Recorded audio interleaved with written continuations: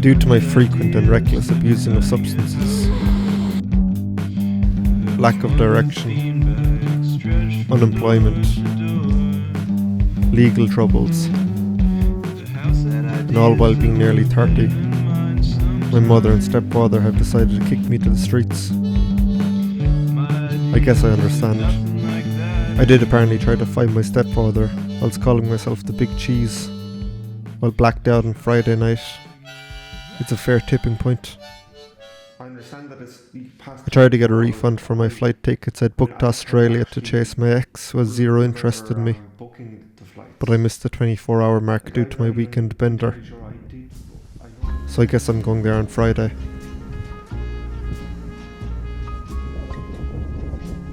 I spent the day packing.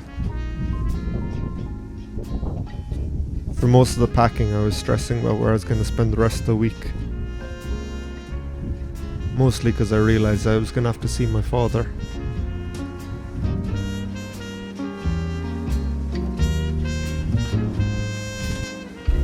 Late night in the Hollywood Hills, starlight and social life thrills, heart-stopping thrill, looks that could kill. Unfortunately, today was the day I went to my father's house.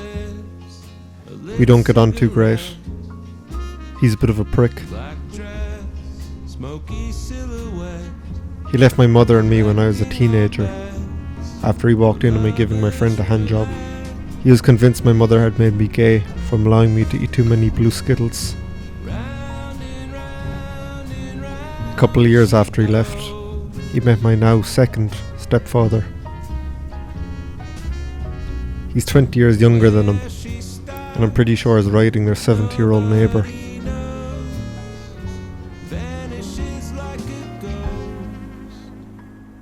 Being a homophobic man with a husband who's cheating on you creates a strange man.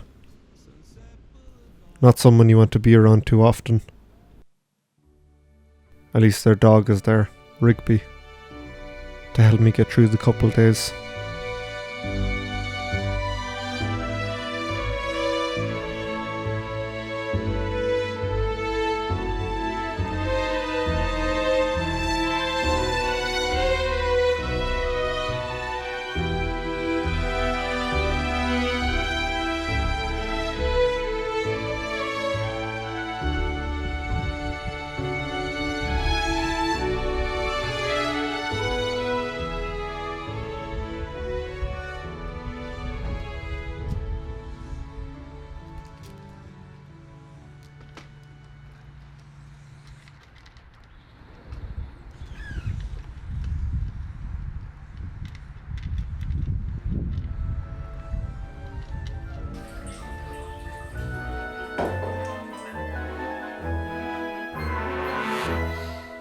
My father has a lot of paintings throughout the downstairs of the house.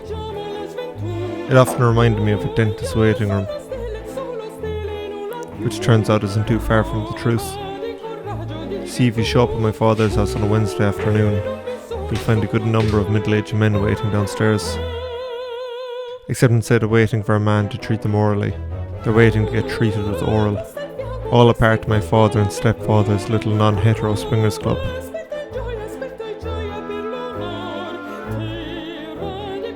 I spent most of the day getting monged in my closet bedroom as a stream of men trying to escape their day-to-day lives came in and out.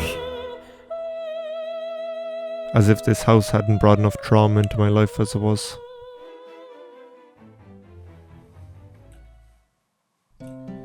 I got monged enough to where I decided it was a good idea to shave off my last defense to the increasing roundness of my chin.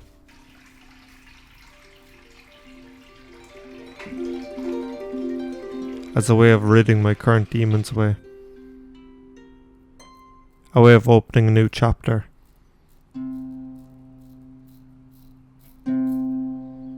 Ridding my unhealthy habits to start a new life in Australia.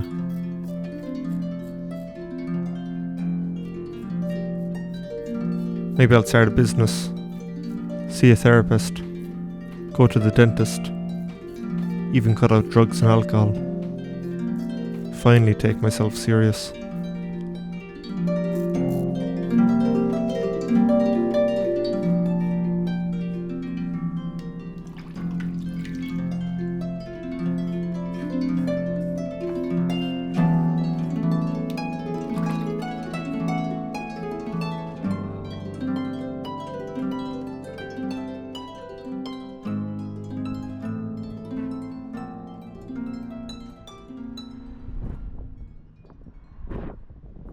that lasted 1 hour and 13 minutes.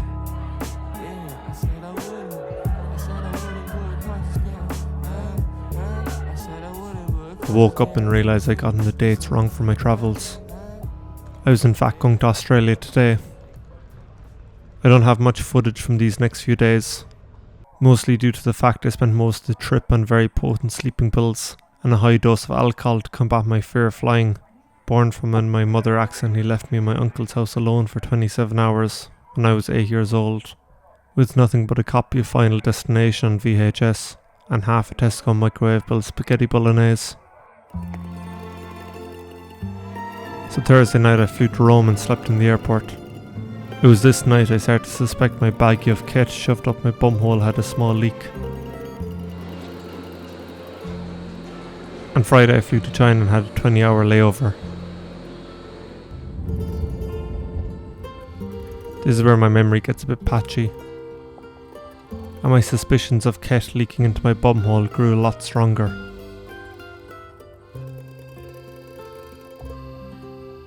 This is the only bit of film I got for the whole day, but judging by the pictures on my phone I had a nice time.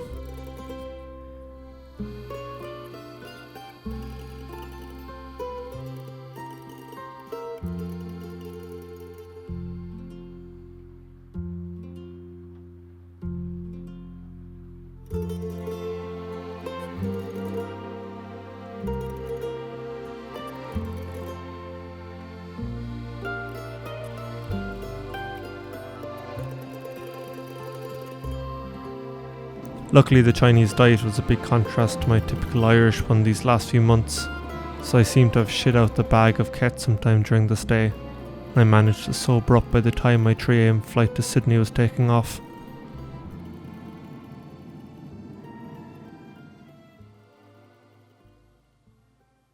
I woke on Saturday as we landed into Sydney. I guess this is the start of my new life. Luckily I had an old neighbour living nearby who owed me a favour, so I was going to crash at hers for a bit. I hadn't seen her in 12 years, but when we were younger I'd seen her put a chalk ice up her cat's poop hole and eat it after. So less a favour and more silent blackmail.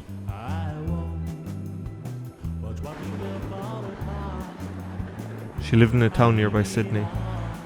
I was quite wrecked when I landed, but she was quite insistent that we go out and explore the town. Well, the time keeps ticking by, but the fuel for the spark's in short supply.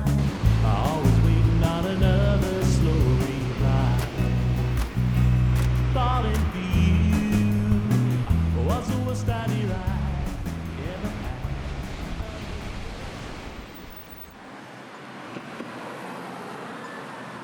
had. And even more insistent that I sampled the local beers.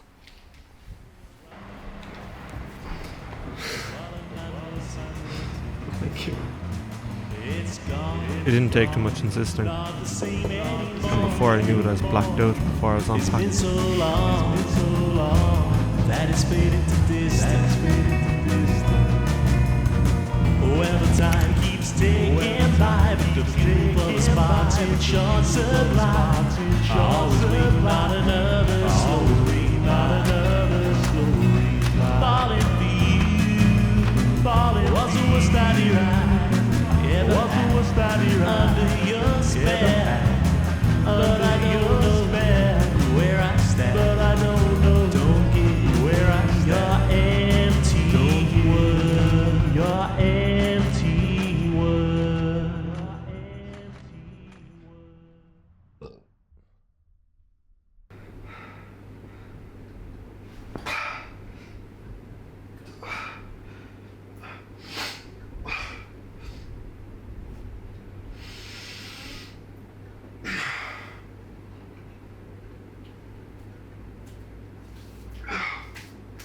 I woke up with the throbbing back door and a sticky rectum, and remnants of chalk ice scattered around my cheeks.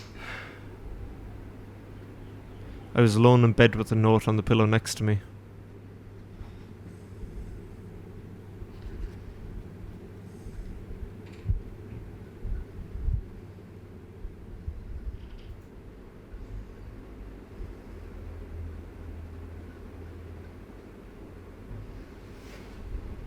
Where's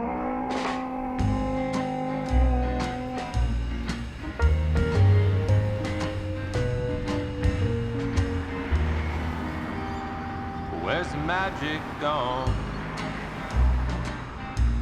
Where did it run to? Never thought it'd leave, but I'm left with an emptiness. Won't you tell me where the magic's gone?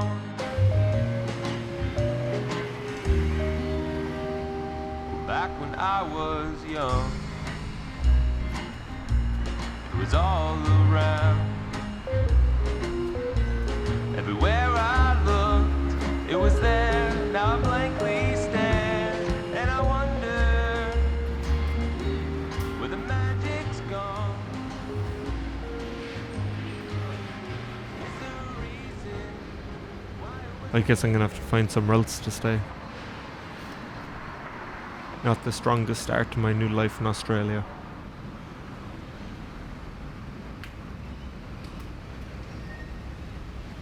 But that's not new for me.